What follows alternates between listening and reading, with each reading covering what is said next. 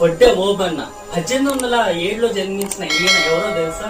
మొట్టమొదటి తెలుగు స్వాతంత్ర యోధుడైన ఉయ్యాలవాడ నరసింహారెడ్డి గారి స్వయాన మిత్రుడు వడ్డే ఓబన్న.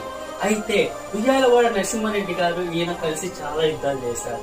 అది కాకుండా వడ్డే ఓబన్న స్వయంగా సమర్చుకున్న యోధులు ఎవరో తెలుసా? రైతులతో కలిసి ఈయన మెజారిటీగా చేసిన యుద్ధం, ఒంటరిగా చేసిన యుద్ధం ఏంటో తెలుసా? కోయలకుంట మీద బ్రిటిష్ వాళ్ళ పాలనలో దండయాత్ర చేశారు.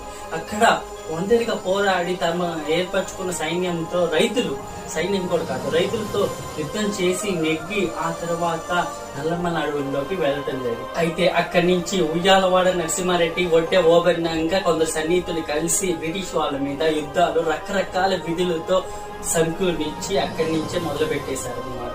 ఇలా కొన్ని రోజులు జరిగాక వడ్డే ఓబన్న గారు 1947లో వీర మరణం పొందారు. అది ఎక్కడో కాదు, జరుగుతున్న యుద్ధంలోనే మరణించారు. ఆయన గురించి తెలుసుకోవటం ఎంతో గర్వంగా ఉండాలి, ఎందుకంటే మన తెలుగు వాడైన ఉయ్యాలవాడ నరసింహారెడ్డి గారి సన్నిహితుడు కాబట్టి.